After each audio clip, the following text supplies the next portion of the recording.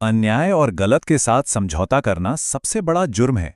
नेताजी सुभाष चंद्र बोस की ये लाइनें आपने पहले भी सुनी होंगी, लेकिन आज हम इसे इतिहास के नज़रिए से नहीं बल्कि एक ऐसी कड़वी सच्चाई के संदर्भ में देखेंगे जो शायद हमारे आस पड़ोस या बंद दरवाजों के पीछे घट रही है।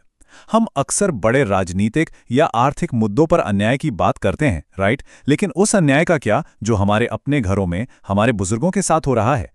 आज के इस विश्लेषण में हम बुजुर्गों की उपेक्षा यानी एल्डर नेग्लेक्ट पर बात करेंगे।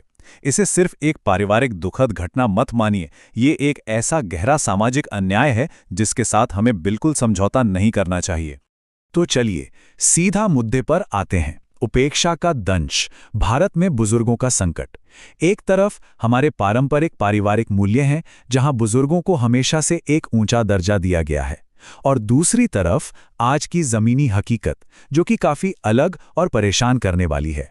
अब ऐतिहासिक रूप से देखें तो बुजुर्गों की पीढ़ी हमारे परिवारों की नींव रही है।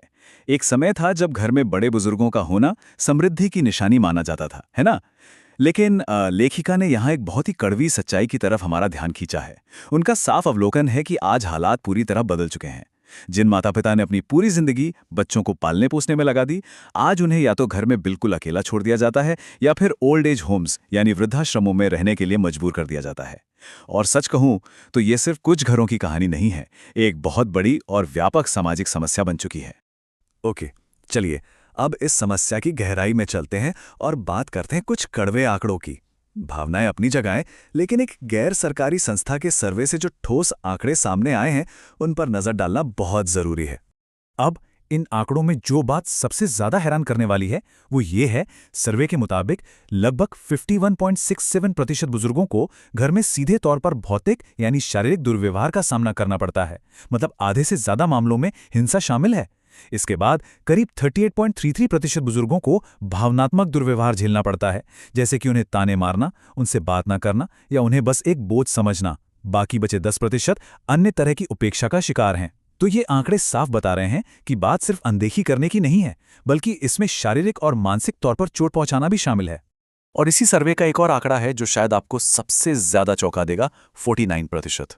जी हाँ, जब वृद्ध महिलाओं के साथ दुर्व्यवहार की बात आती है तो करीब 49% मामलों में दुर्व्यवहार करने वाले कोई और नहीं बल्कि उनके अपने सगे बेटे होते हैं।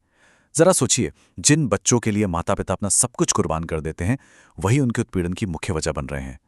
हालांकि लेखिका ने अपनी रिपोर्ट में यह भी साफ किया है कि इस दुर्व्यवहार में सिर्फ बेटे ही नहीं बल्कि बेटियां और बहुएं भी बड़ी संख्या में शामिल हैं। इसका मतलब है कि दोष किसी एक इंसान का नहीं है, हमारे पूरे पारिवारिक ढांचे और सोच में ही कहीं ना कहीं एक गंभीर खराबी आ गई है।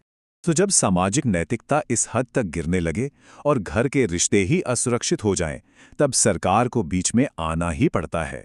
इसी कड़ी में असम सरकार ने एक कानूनी समाधान निकाला है, एक बहुत ही सख्त और अनोखा विधायी कदम। तो यहाँ सबसे अहम बात यह है कि असम सरकार का ये कानून आखिर काम कैसे करता है। इस कानून का मेन मैकेनिज्म है एक अनिवार्य वेतन कटौती। अगर कोई कर्मचारी अपने बुजुर्ग माता पिता की देखभाल नहीं करता है तो हर महीने उसकी सैलरी से 10 से 15% तक की रकम सीधे काट ली जाएगी। और इसमें सबसे अच्छी बात क्या है, ये काटी गई रकम किसी सरकारी खजाने में नहीं जाती बल्कि सीधे उन उपेक्षित माता पिता के बैंक खाते में भेज दी जाती है ताकि वो अपना जीवन सम्मान के साथ जी सकें। ये आर्थिक सुरक्षा तय करने का एक बहुत ही डायरेक्ट और असरदार तरीका है। अब आप शायद सोच रहे होंगे कि ये कानून किस किस पर लागू होता है, तो बता दूं, इसका दायरा काफी बड़ा है।